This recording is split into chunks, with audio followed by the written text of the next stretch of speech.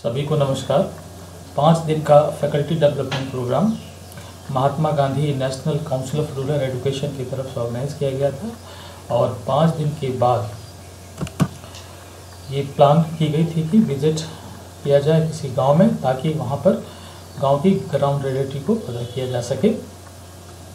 इसके अंतर्गत ही DAV college, DAV post graduate college Siwan के 3 फैकल्टी, डॉक्टर रीता कुमारी जो एसोसिएट प्रोफेसर हैं जूलॉजी डिपार्टमेंट की, मैं doctor Ramanuj Kaushik assistant professor department of geography, और मेरे कलीग मिस्टर पंकज कुमार जो असिस्टेंट प्रोफेसर है डिपार्टमेंट ऑफ कॉमर्स के, वो तीनों विलेज विजिट प्रोग्राम में हथौड़ा पंचायत में गए।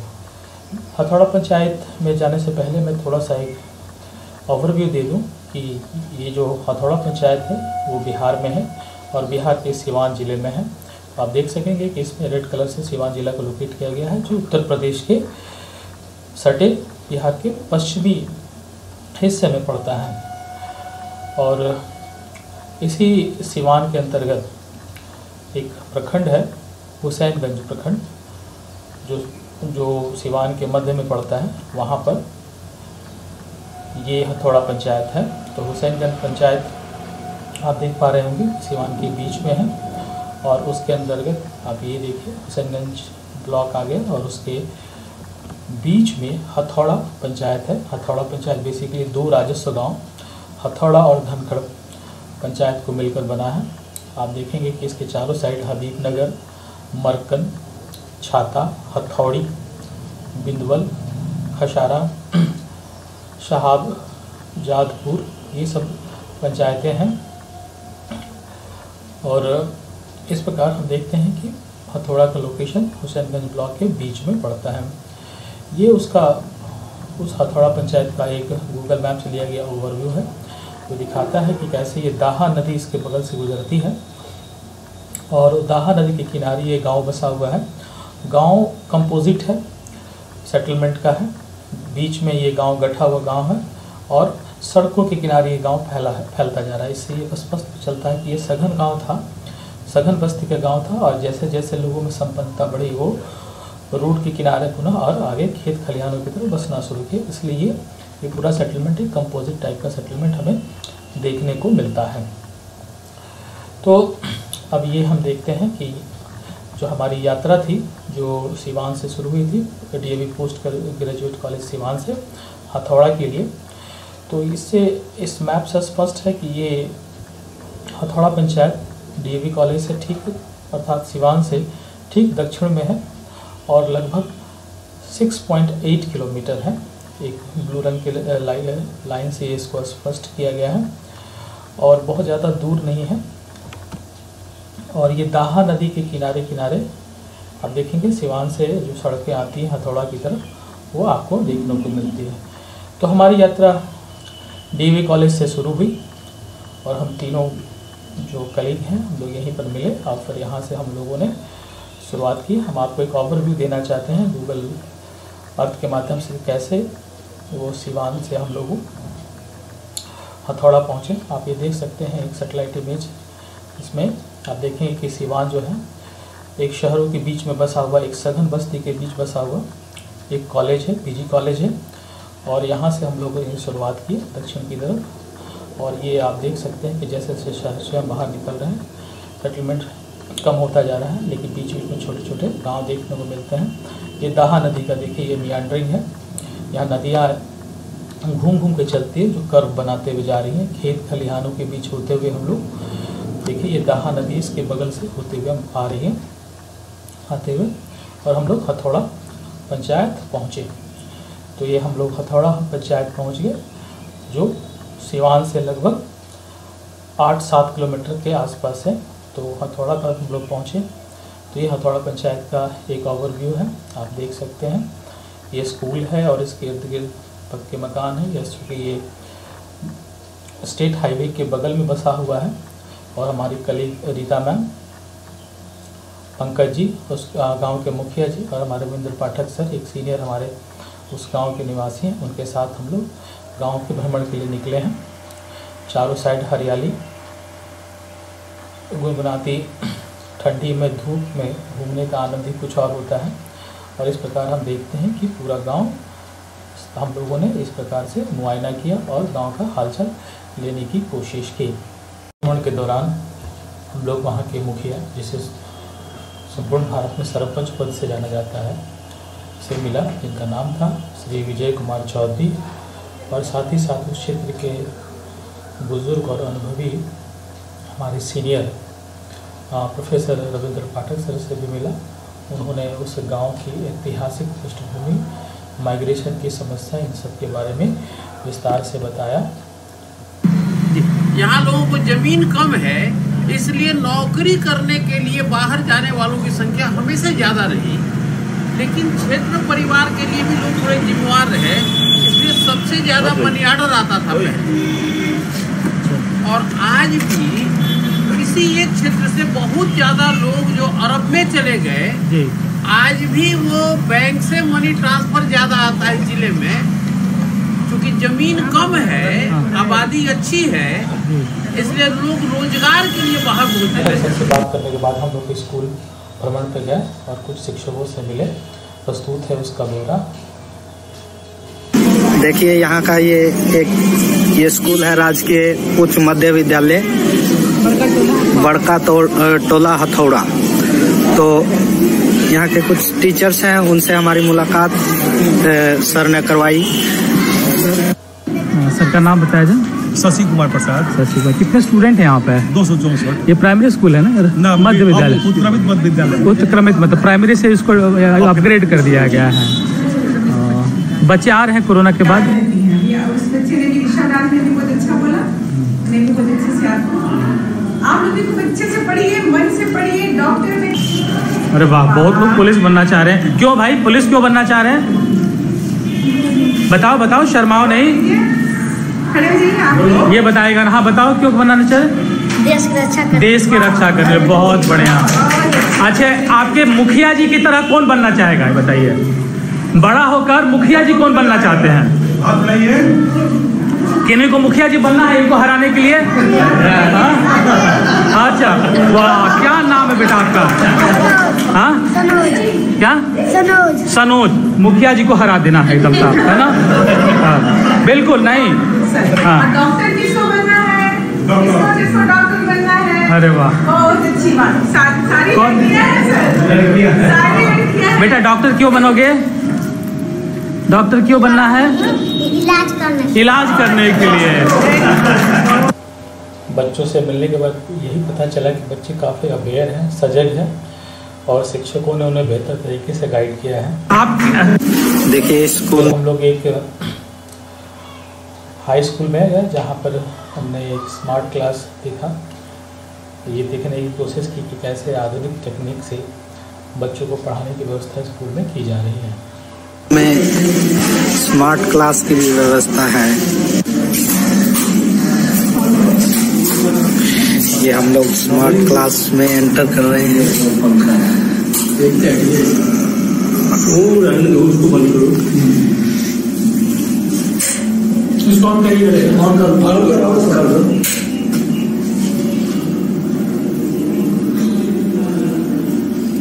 कब ये शुरू हुआ है स्मार्ट क्लास? ये स्मार्ट क्लास का कोर्स 21 में शुरू हुआ, जिसमें मैंने हुआ उसके बाद क्लास हुआ फिर से शुरू स्मार्ट क्लास।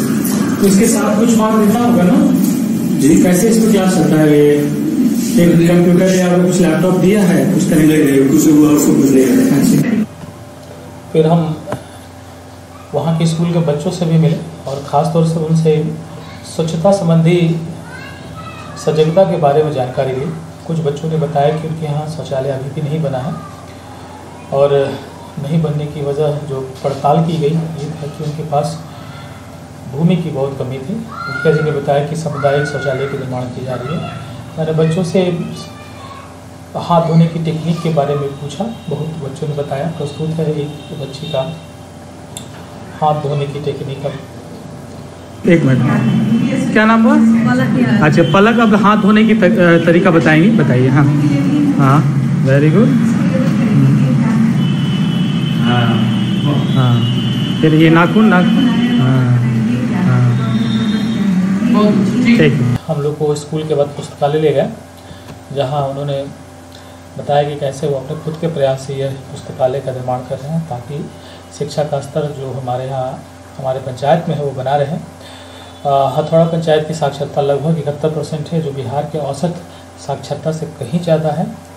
और मुखिया जी ये चाहते हैं कि हमारे यहाँ का जो शिक्षा है वो अच्छा रहे। और इसके अलावा हम लोगों ने मुखिया जी से इस मुद्दे पे भी बात करने की कोशिश की कि आखिरकार आपके वो कौन से प्रयास थे जिससे लोगों ने खुश होकर दोबारा आपको जिताया, क्योंकि इस बार के पंचायत चुनाव में लगभग 80% मुखिया जो पूर्व के मुखिया थे वो हार गए थे। तो इन्होंने बताया कि कैसे उन्होंने विकास के लिए प्रधानमंत्री आवास योजना, जीविका, महिला सशक्तिकरण, जनजीवन हरियाली में जीर्णोद्धार, कुओं का जीर्णोद्धार वगैरह पे काम किया। साथ ही साथ कुछ लोगों से भी हम लोगों ने बात की जिन्होंने गांव यहाँ के मुखिया जी के बारे में भी बताया, ताकि हमें यह स्पष्ट हो चुकी कि वास्तव में मुखिया जी ने कुछ बेहतर काम किया है या नहीं किया है। तो आइए चलिए मुखिया जी से हमारी जो बातचीत है। लोग चुनाव आता है चाहे कुछ भी, तो तरह तरह के लोगों में प्रलोभन देते हैं, उनके गार्जियन को दारू, शराब, पैसा, साड़ी, कपड़ा, ये चीज़ मैंने नहीं किया है। मैं अभी भी क्षेत्र में जाता हूँ तो बच्चों को कलम कॉपी देता हूँ, किताब देता हूँ, जी अपन पढ़ेंगे तो अपना भविष्य सुधारेंगे, अपने माता पिता का नाम रोशन करेंगे, अपने पंचायत का नाम रोशन करेंगे, अपने विद्यालय का नाम रोशन करेंगे। आपके घर के लोग बाहर हैं सर, विदेश में, वहाँ से इसके पर खूब कर दिया जाता है कि भाई ऐसी ऐसी बात है, निवास है ये तो ले जाके घर बनवा के घर दे देना, वो आदमी कहाँ रहेगा, कहाँ जाएगा? ये बहुत बड़ा मतलब मदद है सच में। आप लोग आजकल के जो नेता लोग हैं वो से 2000-4000 रुपये ले लेंगे, ऐसे नहीं आ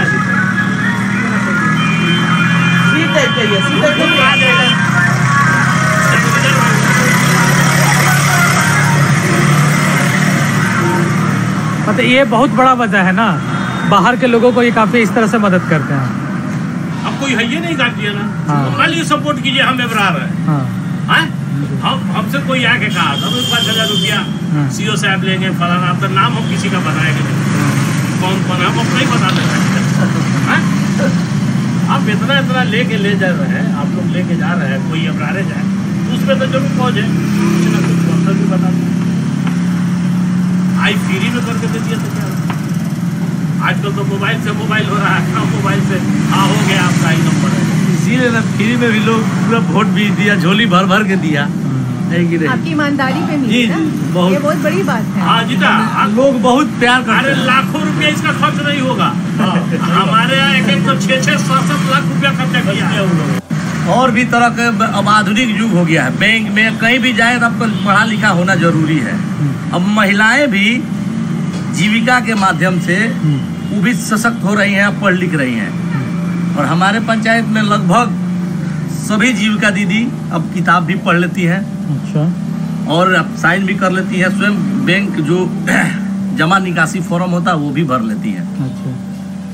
तो हम लोग बैठे बार बार, WYMC एक वार्ड क्रियान्वयन प्रबंधन समिति है, उस समिति के माध्यम से भी हम लोग हर टोले में, वार्ड में लोगों को बुलाते थे। महिलाएं, खासकर महिलाएं बहुत माने नहीं होती है, ऊर्जा के साथ उसमें बैठक में भाग लेती थी और सीखती थी। लोगों ने बोला कि आप लोग बैठी रहती है, कुछ इसकी जैसे मास्क उत्पादन में।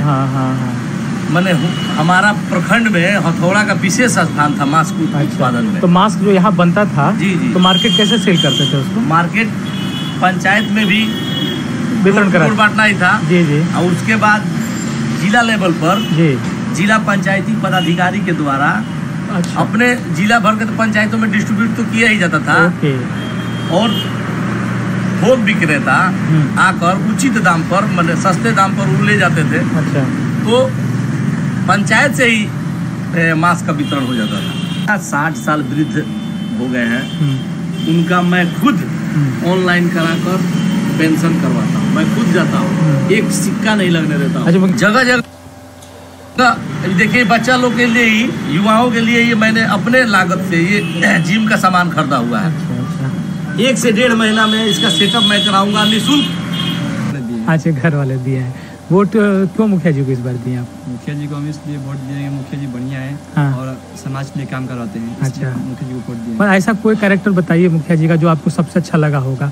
मुखिया जी जब हमको बुलाते हैं, मुखिया जी को कोई हाँ। खेल हो या प्रतियोगिता हो, हाँ। मुखिया जी उसमें आते हैं। अच्छा अच्छा, बहुत बढ़िया। या कोई फंक्शन हो हाँ। या मंदिर पर हाँ। आते हैं मुखिया जी। अच्छा, तो कुछ अभी तो बता रहे थे कि जिम वगैरह बनवा रहे हैं। हाँ, बनवा रहे हैं। हाँ। जिनको सामान तो अपने घर मंगाए मुखिया जी। अच्छा, आपको पता है ये बात? हाँ। अच्छा अच्छा, ठीक है। तो और जैसे आप उसके अलावा कोई फील्ड वगैरह यहाँ पर कुछ है जहाँ पर आप लोग खेलते हैं? कोई बगल में छोटा सा फील्ड है, तो उसी में जिम वगैरह कहाँ पर मुझे लगना? अच्छा, लगेगा। हाँ, आप लोग के घर में शौचालय वगैरह बन गया? हाँ, आपके आसपास सभी लोग कहाँ जाते हैं, शौचालय में या? शौचालय लैट्रिन बना है। अच्छा, बना है। कब बना है? अभी 2020 में बना है, सरकार वाला खुद अपने से बनाया है। अभी इसी में कुछ आपको क्या फायदा होगा? जल संरक्षण के लिए सरकार के हाँ। विशेष अभियान चला हुआ हाँ है। हाँ, जितने पोखर है, तालाब, आहर, पाइन जगह जगह सूखता बना के, जिसकी जल संरक्षण भविष्य में हाँ। जल की समस्या न हो, अच्छा, उसको ध्यान में रखे पायलट प्रोजेक्ट होता है। कितना इसमें पैसा दिया जा रहा है एक फिनस में? लगभग 70-75 हज़ार एक कुएं के जीर्णोद्धार। हाँ, तो इसमें जीर्णोद्धार में क्या क्या करेंगे? अब जैसे लगभग 2.5-3 फीट हाइट करके पूरा बाउंड्री वाल इसका हो जाएगा कुआं का। हाँ हाँ।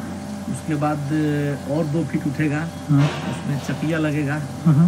और इसका जाली ऊपर से कवर्ड हो जाएगा। अच्छा, और पूरा ये चबूतरा बनेगा। कुआं जिंदा है? ये पानी है अंदर? जी, एकदम जिंदा है। पानी साफ क्या है ना? एकदम साफ है पानी। अच्छा, पेड़ पौधा पूरा किया हुआ है। जी किया है। नहीं, ये टकन किया गया है कि पहले से था? पहले से था। अब इसमें जुड़ाई होगा। अच्छा, जीर्णोद्धार हो रहा। हमने हथौड़ा पंचायत के गांव सड़कों का भी मुआयना किया, पाया कि सभी सड़कें पक्की हैं और पीसीसी की हुई हैं। पंचम देखिए, जैसा इस तस्वीर से पता चल रहा है कि पंचम राज्य वित्त आयोग से इस सड़क का निर्माण कराया गया। परंतु ये देखा गया कि यहाँ की सड़कों में सड़क तो बनी है पर उसके बगल में नाला नहीं बना है। तो ये एक बहुत ही मिसिंग एस्पेक्ट है गांव का। फिर हमने कई किसानों से भी बात की और खेती संबंधित जानकारी इकट्ठा की, और इसी संबंध में हमने एक किसान से इंटरव्यू भी लिया। उसके बाद फिर हम लोग एक मधुमक्खी पालन केंद्र भी गए, जहाँ पर हमने देखा कि कैसे मधुमक्खी से मध जो हनी है वो निकाला जाता है और उससे कितना रोजगार लोगों को मिल रहा है, कैसे लोगों का फायदा हो रहा है। तो आइए चलिए पहले हम लोग किसान के इंटरव्यू सुने। बताया जाए सर, आपका नाम क्या हुआ? सतीश यादव। सतीश यादव जी, ये आप ही का सरसों का खेत है?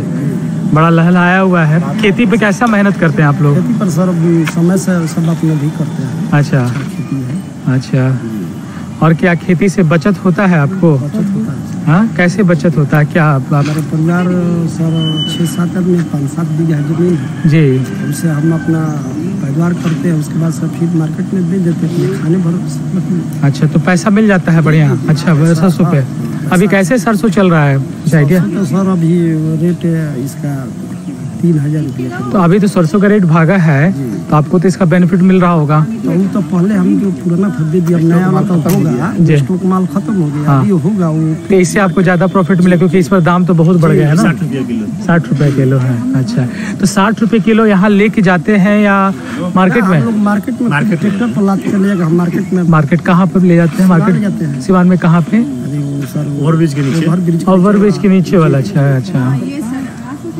और इसके सरसों के अलावा आपके पास और कैश क्रॉप में क्या क्या आता है? जैसे आपको आमदनी है बहुत? गाय वो रखे हुए हैं। गाय रखे हैं, तो गाय का दूध बेचते भी हैं? एक बार खाती टाइम में खाते हैं, बाकी दे देते हैं। अच्छा अच्छा, कितना गाय रखे हैं? अभी तो 2 गाय है। ओके, सिंचाई वगैरह कैसे करते हैं आप लोग? वो पंप सेट से करते हैं। पंप सेट वगैरह है। ग्राउंड वाटर तो पानी आराम से खींचा जाता होगा।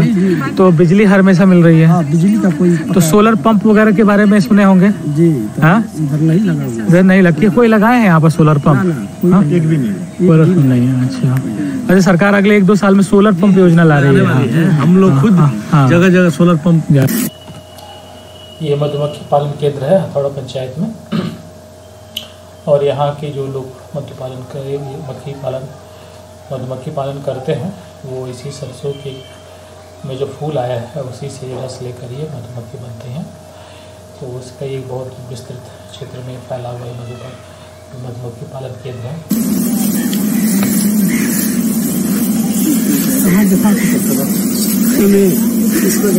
देखिए सर, यहाँ आइए तो बना लीजिए। ये इस तरीके से शहद का उत्पादन हो रहा है, आप लोग देख सकते हैं।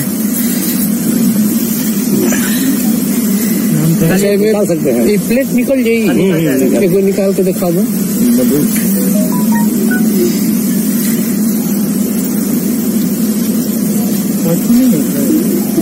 नहीं, काटने के लिए जब डिस्टर्ब कर देंगे तब डबले पर काटना लेकिन ये किनारे बहुत वाला एकदम के साइड में, ये ऊपर भाग में खल ऊपर वाले में।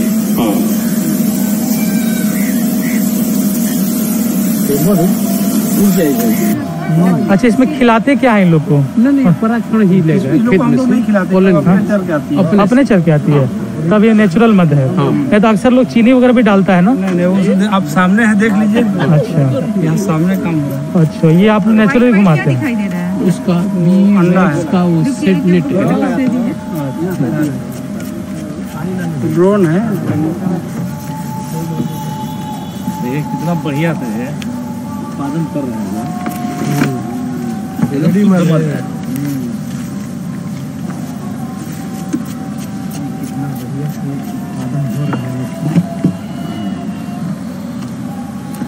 उसमें पूरा मध है।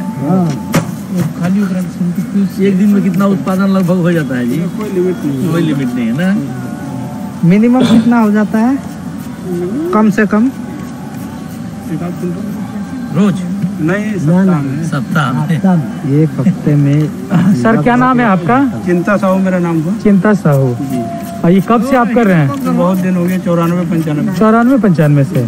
तो ये आपको क्यों लगा कि ये आपको करना चाहिए? कि अब इसमें कितना फायदा है? अच्छा फायदा है, मतलब रोजगार अच्छा चल रहा है। कितने लोगों को आप इसमें रोजगार दिए हुए हैं? 10 से 15 आदमी। पंचायत भ्रमण के अंतिम दौर में हम लोग प्राथमिक उप स्वास्थ्य केंद्र पहुंचे और वहां का जायजा लिया। अब हम लोग चल रहे हैं यहाँ के प्राथमिक स्वास्थ्य केंद्र की तरफ। ये उप स्वास्थ्य केंद्र है इस गांव का।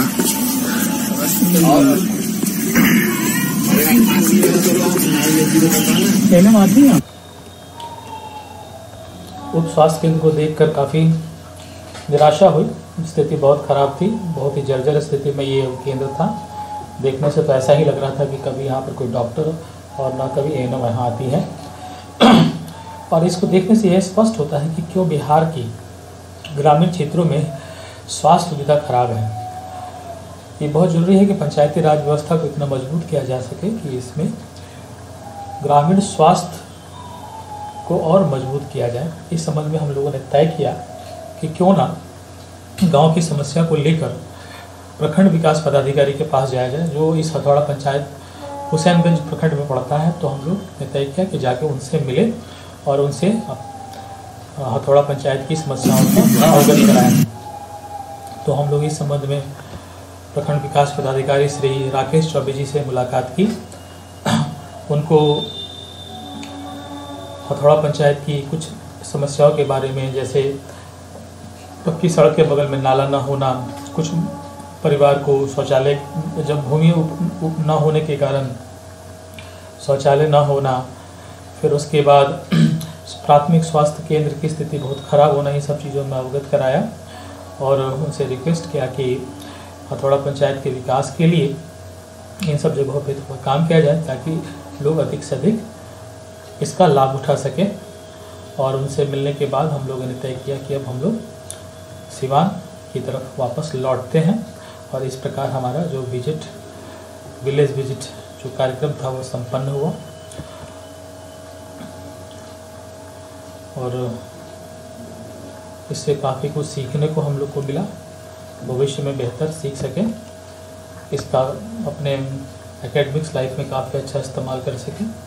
यही उद्देश्य से हम लोग पुनः सिवान वापस आए। सभी को धन्यवाद और ख़ास तौर से ग्राम पंचायत हथौड़ा के जो मुखिया हैं, जिनको संपूर्ण भारत में सरपंच कहा जाता है, श्री विजय कुमार चौधरी को ख़ास तौर से धन्यवाद, जिन्होंने हम लोगों को काफ़ी कुछ बताया, सभी जगह लेकर गए और गांव के विकास के बारे में हमें रूबरू कराया। बहुत बहुत धन्यवाद।